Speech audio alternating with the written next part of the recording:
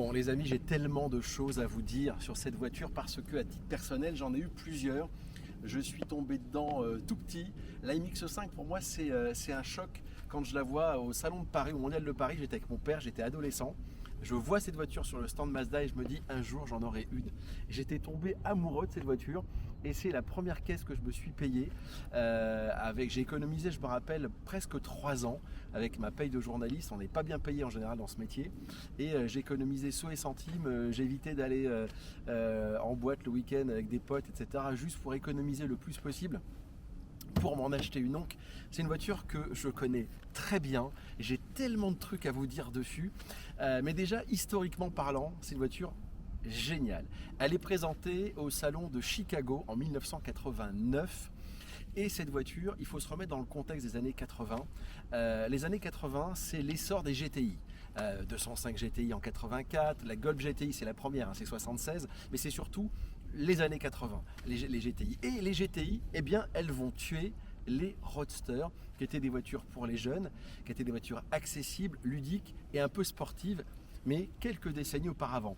L'âge d'or des Roadsters accessibles, c'est les années 60 et les années 70, avec Triumph, avec MG, avec Fiat, avec Alfa Romeo. C'est vraiment les grandes années des Roadsters. Sauf que dans les années 80, bien, ces voitures-là sont totalement obsolètes et puis les gens n'en veulent plus. Elles n'étaient pas toujours très fiables, etc., etc.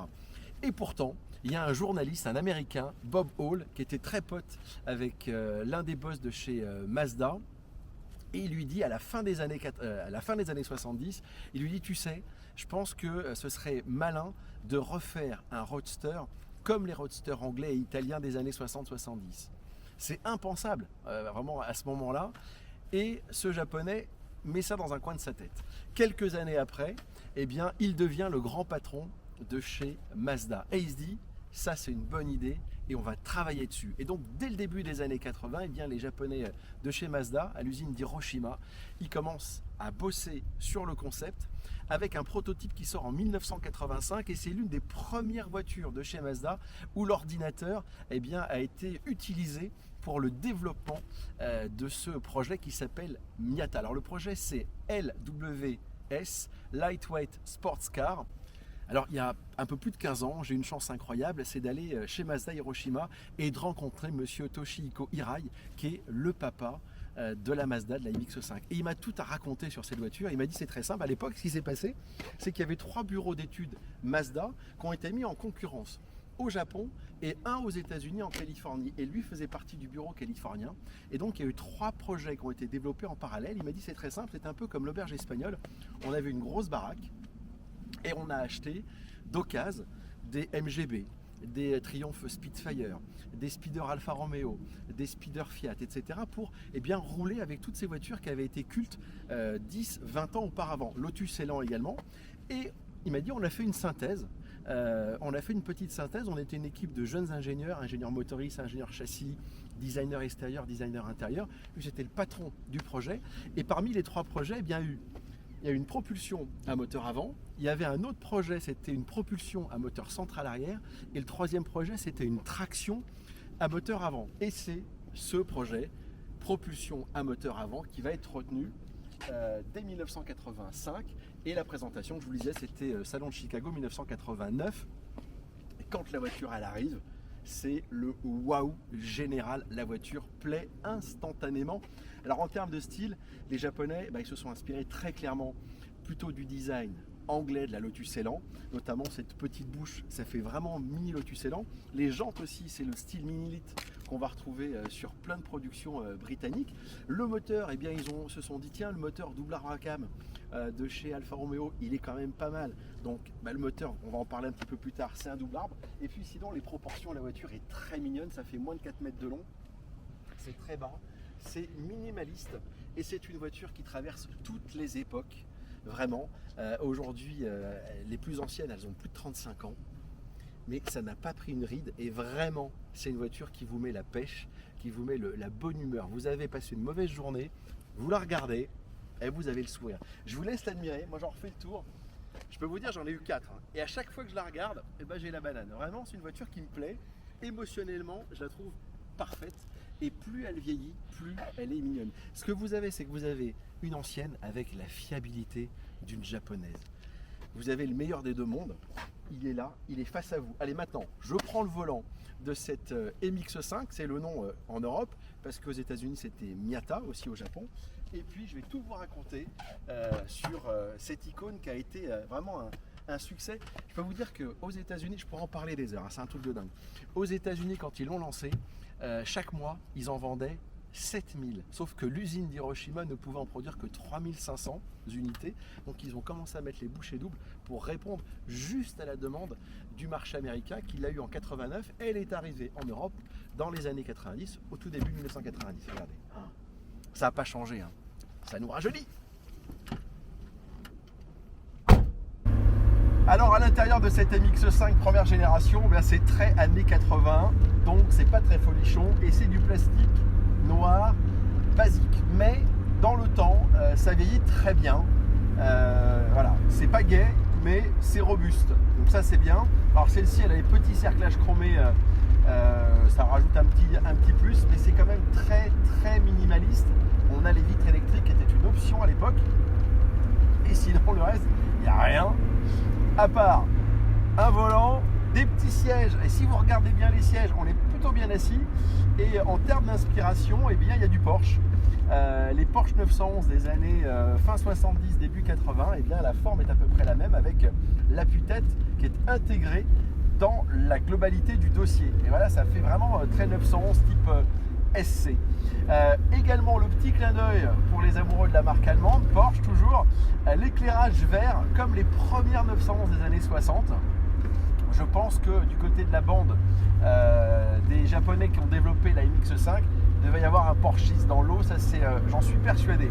Sinon, Mazda a voulu faire une voiture très robuste et très fiable pour ne pas tomber dans les travers qui avaient un peu flingué les roadsters anglais dans les années 60, comme je vous l'expliquais juste avant. Et du coup, ils ont récupéré des choses éprouvées de la banque d'organes du constructeur d'Hiroshima. Vous avez la boîte de vitesse, qui est une boîte de vitesse de Mazda RX-7. Alors la voiture, bien sûr, du même constructeur, hein, Mazda, mais qui a un moteur rotatif là-dessus. Là, vous avez une super boîte. La boîte des battements est très courte et elle est hyper robuste. C'est l'une des meilleures boîtes. Puis vous avez un levier super court. Donc vraiment, vous êtes bien assis. Tac, tac. On a juste envie tout le temps d'aller le titiller. Vous avez un joli volant Momo, ça c'est spécifique vraiment aux toutes premières générations. Et puis le moteur, double arbre à cam en tête, inspiration italienne des moteurs Alfa, avec vraiment moteur qui est longitudinal avec les deux arbres à cam. C'est un bon moteur et qui avait été implanté juste avant dans la Mazda 323. Donc ils ont été intelligents pour faire une voiture qui était à un prix relativement serré. C'était pas bon marché. En 1990, sur le marché français, ça valait 139 900 francs, une MX5. Ça a vraiment pas vieilli, hein. C'est super bien. Alors, la rigidité de la caisse.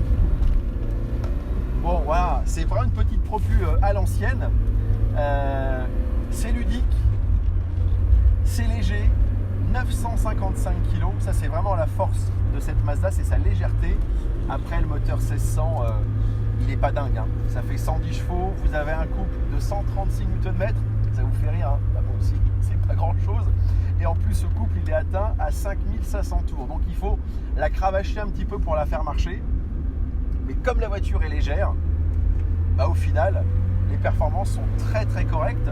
Vous avez à peu de choses près les perfs d'une 205 GTI 1,6 litre qui faisait à peu près la même puissance, hein, 110 chevaux au lieu de 115. Ce qui n'est pas déconnant. Alors il faut savoir qu'en fin de vie, en fin de carrière, cette MX5, elle va avoir deux autres moteurs. Un 1800 qui fait 130 chevaux et toujours un moteur 1600 mais qui lui va être dégonflé et qui va descendre à 90 chevaux. Donc le 90 chevaux, moi j'en ai eu un, ça manque un petit peu. Voilà. Le bon moteur, c'est le 115 parce que le 130 chevaux, la boîte est un peu plus longue. Et la voiture fait 40 kg de plus. Alors les performances entre une 1600 115 et une 1800 130, eh bien elles sont à peu près les mêmes parce que il n'y a pas un gros écart. Et puis l'handicap de poids, la boîte un peu plus longue, fait que vous roulerez de la même façon. Vous avez par contre un petit peu plus de couple et les 1800 se cravachent moins pour avoir le même agrément. Voilà, ça c'est la petite différence. Alors, le comportement, regardez. Aucune aide, c'est vraiment la petite propulsion facile et la voiture est très équilibrée grâce au moteur avant. Il n'y a vraiment pas de piège dans une MX-5. Vous êtes assis très bas, donc forcément ça aide aussi en termes de ressenti. Alors, on cherche un petit peu. C'est le multi-soupape hein, des années 80, il faut lui tirer un petit peu sur la couenne. Allez Titi. Hop là. C'est vraiment... c'est ludique, voilà. C'est le mot qui me vient, c'est facile, c'est pas piégeux pour un sou. C'est très agréable. Ça me donne envie d'en racheter une. C'est dingue, cette voiture-là, dès que j'en vends une, je me dis, ah, j'ai fait une connerie, il faut que j'en rachète une. C'est vraiment une maladie. Hein. La MX-5, quand vous êtes mordu par cette voiture, eh bien, vous l'adorerez et vous l'adorerez à vie. Alors, c'est fiable, c'est même extrêmement fiable. On voit des voitures sur les forums qui ont 400 000, 500 000. J'en ai même vu une à plus de 800 000 km et c'est hallucinant. C'est hallucinant de fiabilité. Il y a seulement quelques petits points quand même à surveiller sur la MX-5. Alors, l'un des gros problèmes majeurs de cette MX-5, mais c'est commun à toutes les voitures japonaises des années 80 et 90, c'est la corrosion. On sent que la galvanisation n'était pas très bien maîtrisée du côté de nos amis nippons. Donc faites attention au niveau, vous avez des petites bavettes à l'arrière sur les roues arrière, et bien derrière les bavettes, là c'est vraiment un nid à merde en termes de corrosion. Donc là, méfiance. Les bas de caisse également. Là aussi, c'est vraiment les endroits où on peut avoir la corrosion. Et c'est souvent le cas des voitures qu'on va chercher, qu'on achète en Allemagne, parce qu'ils salent les routes. Et les MX-5 allemandes, vraiment, soyez vigilants, parce que si la voiture, si le châssis il est bouffé, les longerons, ça va vous coûter plus cher la sauce que le poulet, comme on dit. Deuxième fragilité connue sur la MX-5, les bobines d'allumage. Moi, ça m'est arrivé sur une de mes MX-5 il y a des années. De toute façon, vous allez vite le voir, vous allez avoir des ratés, la voiture va mal marcher, elle va faire des coupures. Les bobines coûtent cher, hein. Moi je me rappelle, j'en avais eu pour 600-700 €. Donc là, pour le coup, méfiance. Troisième chose, le récepteur d'embrayage. Petite faiblesse, bon, c'est une pièce, c'est inconsommable, on n'en change pas tous les 4 matins non plus, mais il faut faire un petit peu gaffe à ça. Il faut vérifier que la pédale d'embrayage, vraiment, il n'y a pas de problème, il n'y a pas de jeu. Récepteur d'embrayage, soyez vigilants. Et puis, dernière chose, les toutes premières séries, les 1600, entre 1989 et mi-1991, c'est ce qu'on appelle les vilebrequins à nez court. Eh bien, ces voitures-là, elles ont certaines fragilités. Ça concerne 1 ou 2% des voitures, hein. C'est pas beaucoup, mais bon, si ça tombe sur vous, bah là, vous ne serez pas content parce que vous aurez un moteur dans les dents. Donc, en général, les toutes premières générations, il faut un petit peu les ausculter au niveau du vilebrequin. Rappelez-vous, nez court, 1989 jusqu'à milieu d'année 91. Sinon, c'est indestructible. Ça marche bien, vous n'êtes jamais emmerdé, ça consomme pas grand chose, vous êtes à 9 litres. Voilà, c'est un petit peu sonore hein, parce que vous avez une capote fine, un plexi en plastoc derrière, donc ça joue pas forcément en la faveur de la sonorisation, mais bon, peu importe. Je l'aime telle qu'elle est, simple, efficace. Ça c'est une voiture bio, vous savez, une voiture simple. C'est comme un petit yaourt nature, c'est toujours bon. Bah voilà, une MX-5, c'est toujours bon. Alors en termes de prix, eh bien, ça n'a pas arrêté de monter, surtout les premières séries, les NA. Il y a eu les 4 générations, hein, je vous rappelle. Ça vaut aujourd'hui au bas mot dans les 10-15 000 € pour une voiture qui va avoir dans les 150 000 km. Les très belles, eh bien c'est au-delà de 15 000, 20 000, voire même 25 000 € pour les voitures vraiment en super état, moins de 100 000 km, avec une configuration un petit peu particulière. Alors il y a eu beaucoup de rouge, énormément de rouge, mais il y a des jaunes, il y a des bleus, c'est rare, c'est des modèles d'import, il y a des noirs, je la trouve très très élégante en noir, et il y a eu surtout plein de micro-séries, donc voilà, vous pouvez vous faire plaisir, il faut toujours être patient, chercher la bonne auto avec, encore une fois, la bonne traçabilité, le bon historique et des propriétaires méticuleux et soigneux.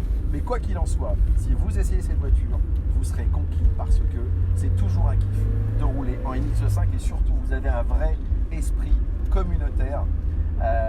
Les propriétaires des MX5, quelle que soit la génération, quand on se croise, les gens se saluent. Et ceux qui ont les premières générations, hop hop, un petit coup de pop-up pour dire salut. Ça c'est vraiment hyper sympa, un peu comme les motards. Si vous avez aimé cette vidéo, eh bien likez-la, partagez-la avec vos amis et surtout abonnez-vous sur ma chaîne YouTube et n'oubliez pas surtout de cocher la petite cloche pour avoir les notifications pour les prochaines vidéos. Je vous embrasse et vive la MX5.